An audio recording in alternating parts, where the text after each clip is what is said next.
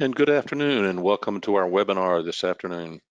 This is our fifth in a series on the European Union's SCIP initiative, and today we'll be discussing successful SCIP dossier submissions and implementations and the many obligations by both European and non-European companies for compliance. Next slide. Our agenda for today is an overview of SCIP. We'll reference a couple of case studies, walk through the obligations for both European and non-European companies, and discuss some possible challenges you may encounter and best practices to meet those, and talk about some tools and techniques used to accelerate the process.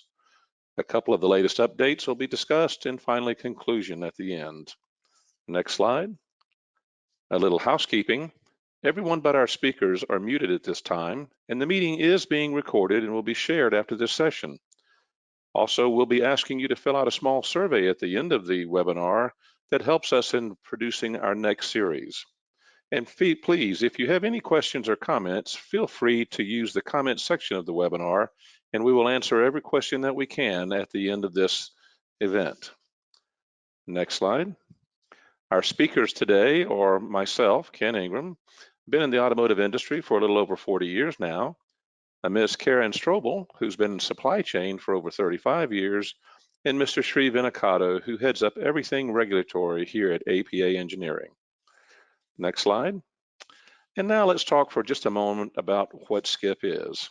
Next slide. Simply speaking, SCIP is a database of information on articles containing substances of very high concern. This was established under the revised Waste Framework Directive of the European Union, aiming at a circular economy. It's designed to help waste operators to sort and recycle articles that contain these substances of very high concerns, and helps consumers in making informed buying decisions, and assists manufacturers in substitution of these SVHCs for safer alternatives. This went into effect January 5th, 2021 on all articles sold in the European Union. Next slide. So any article containing above 0.1% weight over weight of a substance of very high concern is in scope for European producers, importers, assemblers, and distributors. Items that are produced solely for export outside of the European Union are out of scope, and items that have ceased to be sold after the 5th of January or are only repaired and not supplied anymore are also out of scope.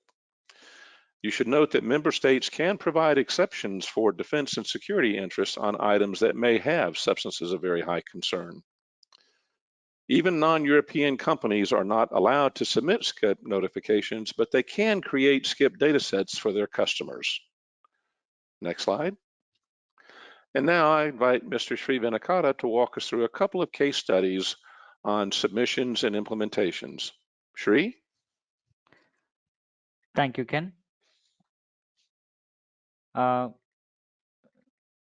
morning, everyone. While APA worked with several customers on SCIP projects, we would like to share two case studies, one that has the direct legal obligations to meet the SCIP requirements, and the second one that has no EU legal entity, but the customer has requested for the SCIP details. So in the first case study, we're going to talk about a client that has a direct SCIP legal obligations where they have an EU entity present, to whom we did a turnkey project using APA's automated SCIP software. Next slide. About our client, they are into off-road and on-road markets.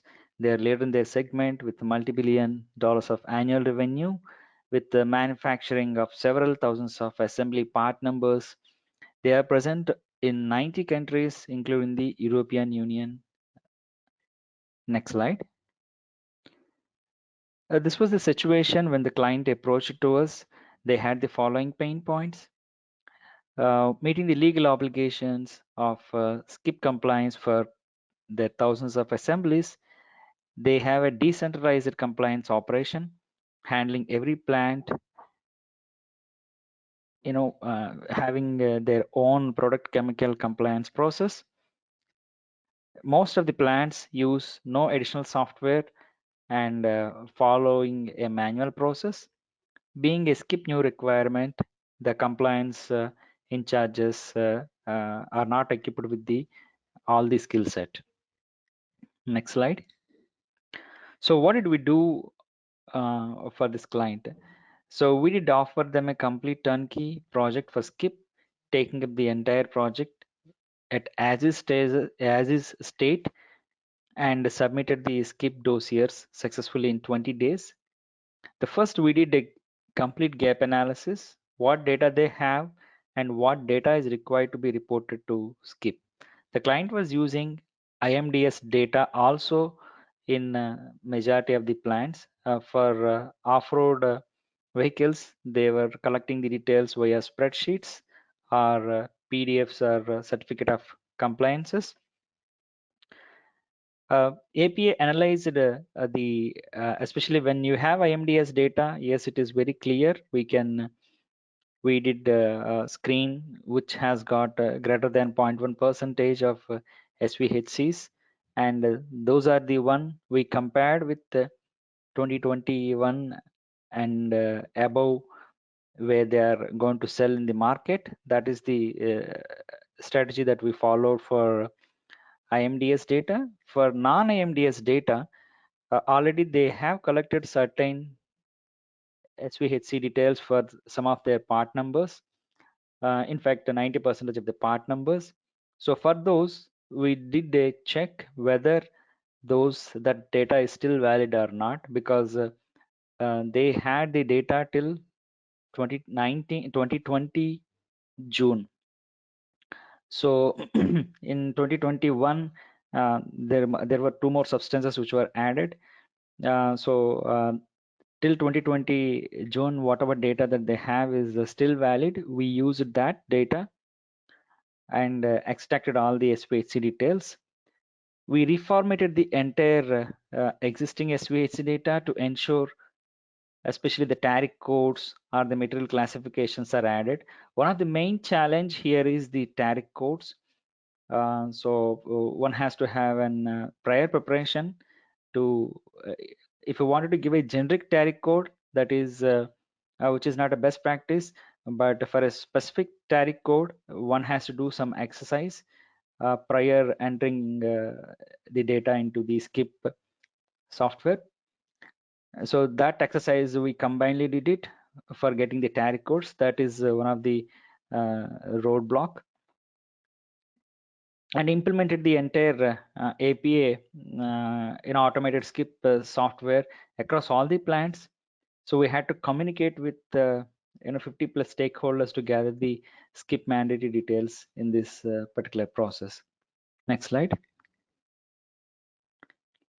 One of the main important point that everybody has to remember here is SCIP is required to be submitted for multiple plants. If you have multiple legal entities in the Europe, and they are supposed to submit the SCIP details from the multiple legal entities.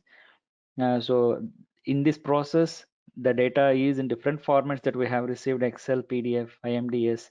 So IMDS, to an extent, it is possible. Excel and PDFs, it requires some groundwork to study and put it in a particular format. And then since APA software can handle multiple legal entities and create the dossiers and refer it using SSN or referencing principles, it automatically created and submitted the SCIP dossiers to ECA. Next slide. At the end, we were able to submit almost 3,000 plus SCIP dossiers in a matter of 20 days after signing the contract. Next slide. Another benefit is we completely automated the process for any new SCIP dossier. In fact, after this automation, initially we submitted 3,000, and after that, after automating it, we keep getting the new requirements from the client, wherein almost 1,000 plus dossiers we have submitted since the process has been set. Next slide. So they have a centralized database for all the plant skip details in our green check, which can be used for any audit trails or analysis. Next slide. So now I'm going to talk about the second case study. In this case study, we're going to talk about a client situation where they do not have the legal entity, but their customer started asking for the skip details. This was the most of the situation with other than European companies. So about the client, again, they are into automation mechanisms with the multi-million-dollar revenue with 1,000+ part numbers in their catalog. They're based out of Canada and they do not have any EU legal entity, but they do have a presence in the UK. Next slide. When the client approached APA, they had the following pain points. They had the large tree structures for their assemblies, and they are using Excel data for their parts. They do not have any legal entity in the EU. They have almost 1,000+ part numbers with the multiple SVHCs at several hierarchies, and of course they also, the in charge also not have the complete understanding of SCIP. Next slide. Again, here we did take the training for the in-house team, and again IMDS and non-IMDS data was analyzed and identified which parts are required to be reported to their customer. So another important point to be noted here is about the SCIP data sets. So a company which is based out of non-Europe, even though they can even register in ECA as a non-European company, they will not be able to submit a SCIP dossier, but however they can create and make it as a draft and save them, and that a draft can be shared across with the customer. That is called SCIP data set. So that SCIP data set is nothing but a data. It will not have it. Everything it is same, but it will not have SCIP number. So in fact, our client was the only client who followed the best practice of sharing the SCIP data.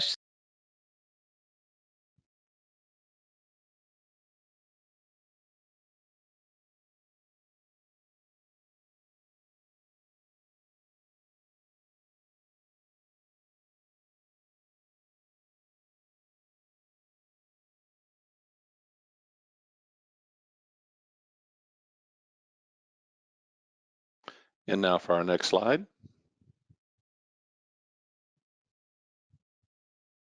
And now walking us through some of the obligations for both European and non-European companies, along with possible challenges and best practices, is Ms. Karen Strobel. Karen? Thank you, Ken. Next slide, please.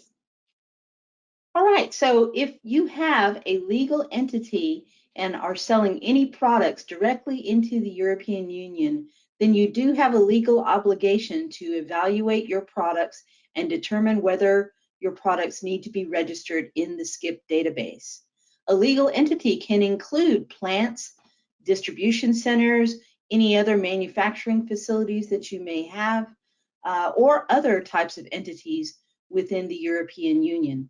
Also note that if you are selling to customers who are then selling into the European Union, you may have a customer obligation.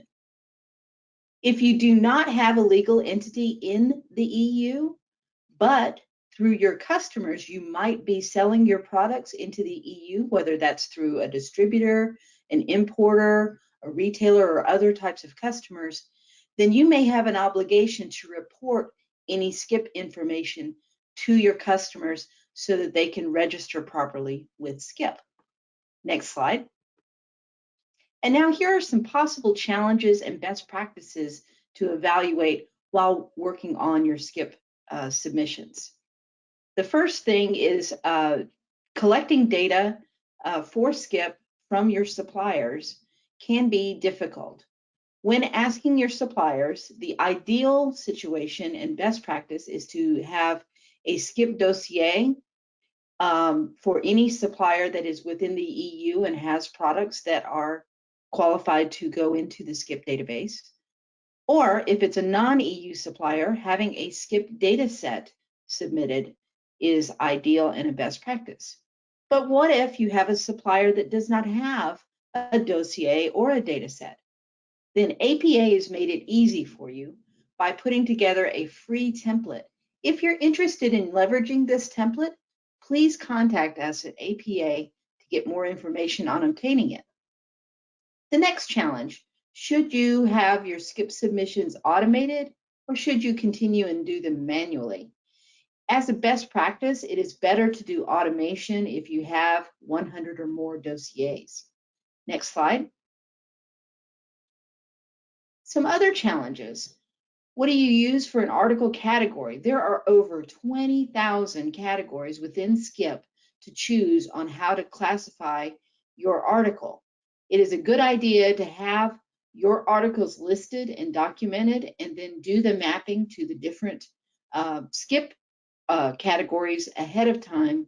That way you don't have to manually scroll through a large 20,000 plus pick list each time you do your SCIP submission.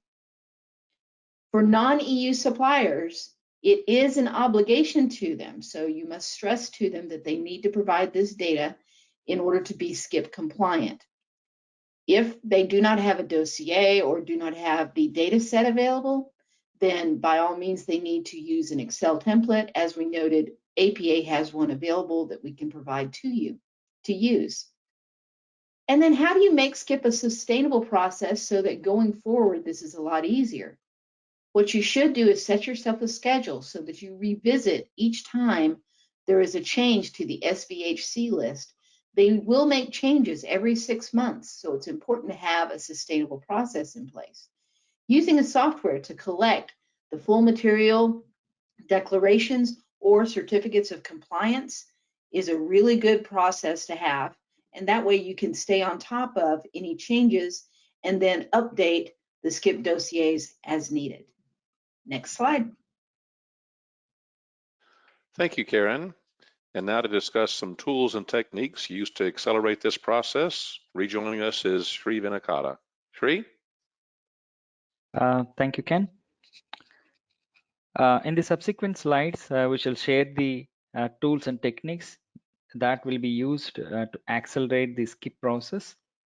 The first one is the very important one, SSN. It's a very powerful tool or technique. It's a full expansionist simplified SCIP notification. So it can be used if it meets the criteria of product received is equal to product supplied.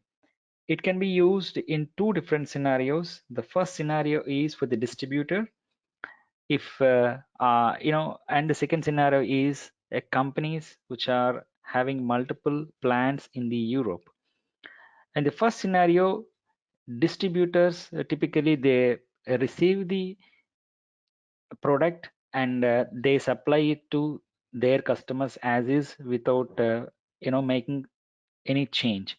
In such cases, the manufacturer of that particular part, if they create any SCIP dossier and that SCIP dossier can be shared to the distributor can put against their part number and the SCIP number that a manufacturer has already notified. These two columns alone, they have to put it in a simple spreadsheet and upload it to APA Cloud. That meets the distributor requirement. In the similar fashion, if a company if a company is manufacturing a part number 1, 2, 3, and that is the same part number is also manufactured by another 3 different plants under a same company umbrella. So plant number 1 can create the SCIP notification. Plant number 2 and 3 need not create it again. They can simply do an SSN. That means they can refer it and they can submit it. So this will avoid some redundant work. So at the end, no need to create dossiers. Submission can be directly made into the SCIP portal. Here, the only input that you require is SCIP numbers, which are already created.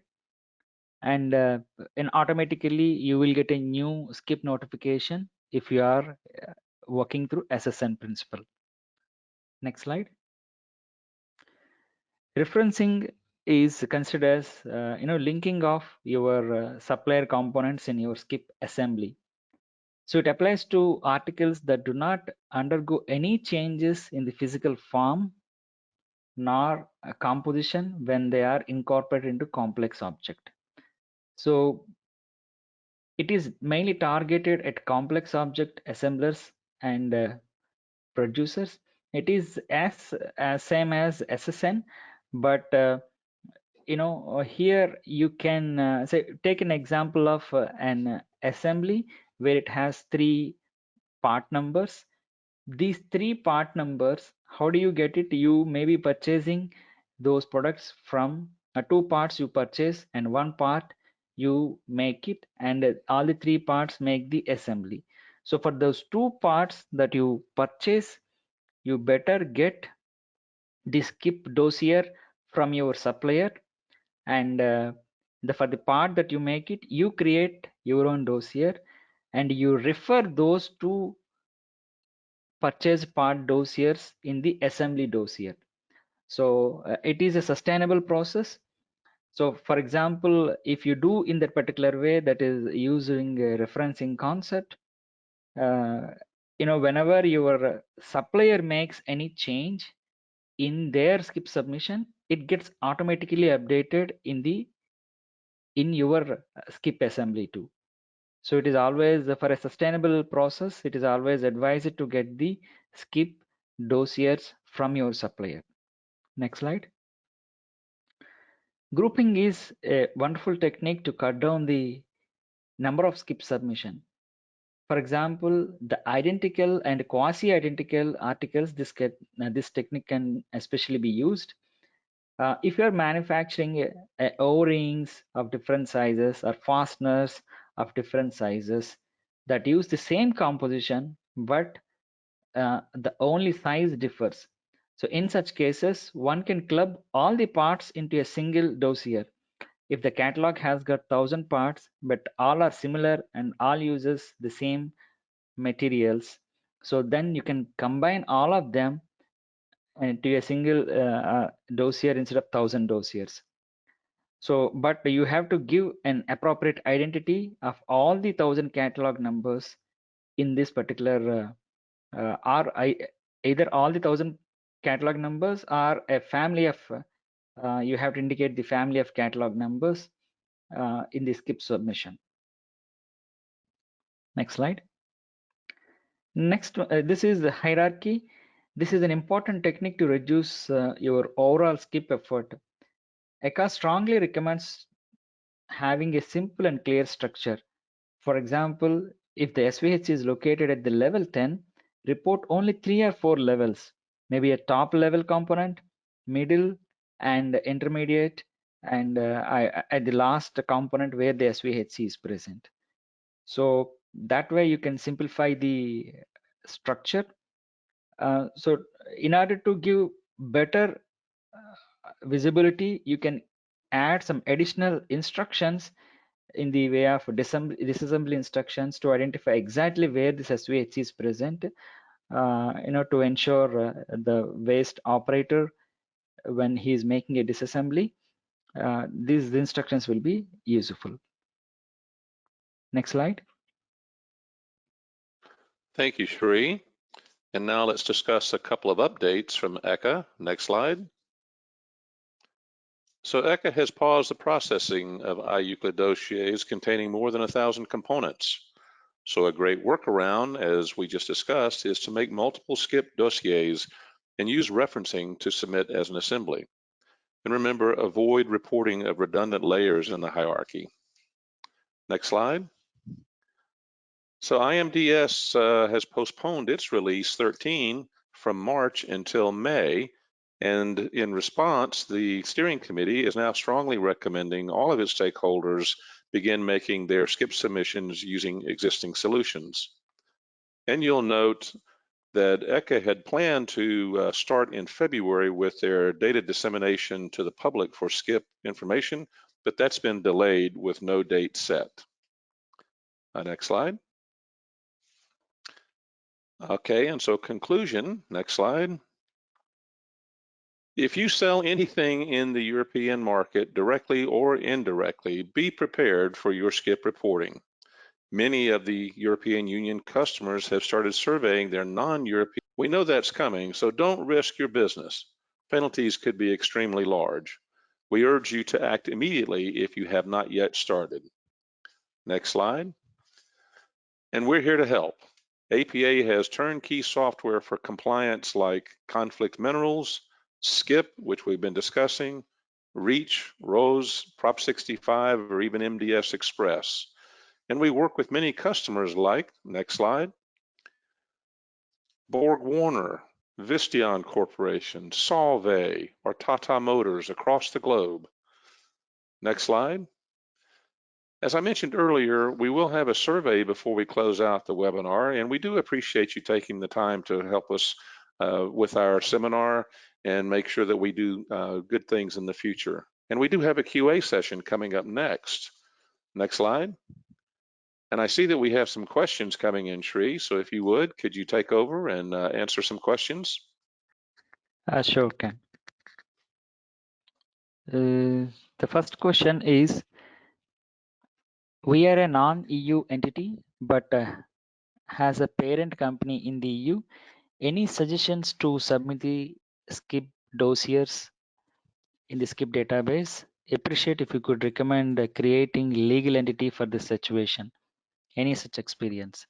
Okay, so if I understand correctly, your company is located outside the EU, but you have a company, I mean your parent company is in the EU. So in such cases, first of all, your EU company can only make these SCIP submissions. Since you are a non-EU, you cannot make any SCIP submissions. But you know, unless until if you are not supplying to EU directly, just be on hold. That's it. Until unless either your customer or your parent company asks, you need not do anything. Otherwise, if they ask, but you can create an ECA ID, and as I said, you can start making the SCIP data sets, and that can be downloaded, and those can be shared it with your customer or even with your parent company. So to summarize, until unless a request, you can create an ECA ID, but you can wait till your customer asks. At that point of time, you can create the drafts called SCIP data sets. Those can be downloaded and shared it with your customer. Okay, there's a next question. How much time is given to update the SCIP dossier when the candidate list gets updated? Yeah, as on today, there is no defined time in the waste time directive, but normally a common practice, 6 months to 1 year is the expected time frame. Yeah, does packaging require any SCIP dossiers? Yes, packaging is also an article as per waste time directive, and it requires a separate SCIP dossier. The next question is, how can I update the SCIP dossier if SVHC substance SVHC list gets updated? Yeah, whenever SVHC list gets updated, or you remove the SVHC substance from your part, then you can open the SCIP dossier, get into edit mode, and then remove or add the SVHC substance or make the changes whatever you want and just submit it. In this process, unless until you make any change to the part number, that is the primary identifier we call it as, unless until you make any change to the part number, it is the skip number remains same, and you need not make the skip number remains same. So that's how you have to make the change. There is another question. In the presentation, notice that we can use IMDS system to submit the SCIP dossiers. Can you elaborate more, please? Yes. So in IMDS at this juncture, we cannot submit any SCIP dossiers. It is planned in the month of May, where IMDS will come with some new features wherein one can it was told that we will be able to create a SCIP dossiers and submit to APA directly. So still the feature is not available. That feature might be available in the month of May. The next question, why some SVHC cache numbers are not available in the SCIP database? Yes, some of the cache numbers are not available in the SCIP database. We also raised a ticket with ECA. So there is no possibility of including any SVHC substances if that substance is not included in the database. There is another question.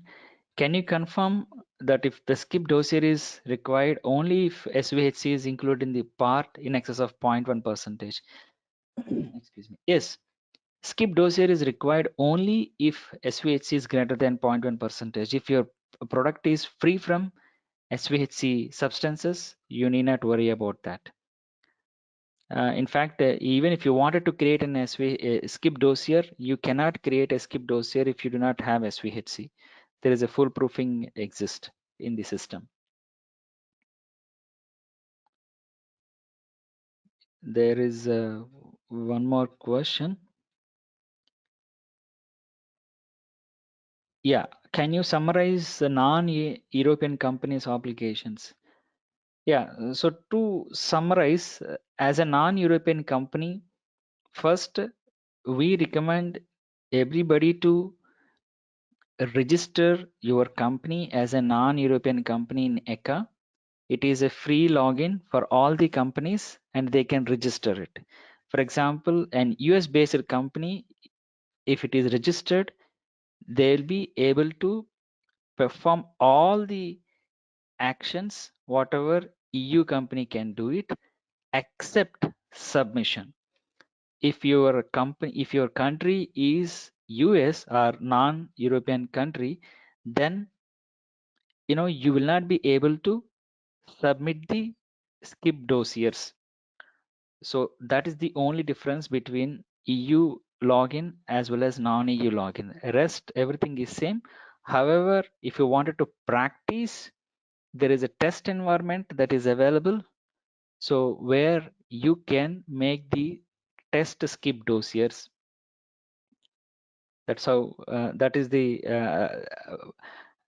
first step. And the second step is once you create the ECA login, be prepared to have all the SVHC information for the parts that you think they may be going to European market indirectly, in the sense not through you but through your customer. So once we have seen many instances where our customers, customers of our customers are started asking SCIP details. At that point of time, you can create either they may ask your customer might ask, hey, US-based company share any SCIP details, but you can, as you have already logged in, you can create the SCIP data set. That means which is just a draft, and download it and send it across to your customer. That is the best way. Alternative way is you can send an email back also, but again they may come back with additional questions. Best method is to create the data sets and share it with your customers. Yeah, that's it. I do not have any more questions. Ken? Well, thank you, Shri. That was great. And I appreciate the questions from our attendees. And remember, you can reach us at compliance@apaengineering.com. Next slide, please. And that concludes our webinar for the day. Thank you for attending. Goodbye now.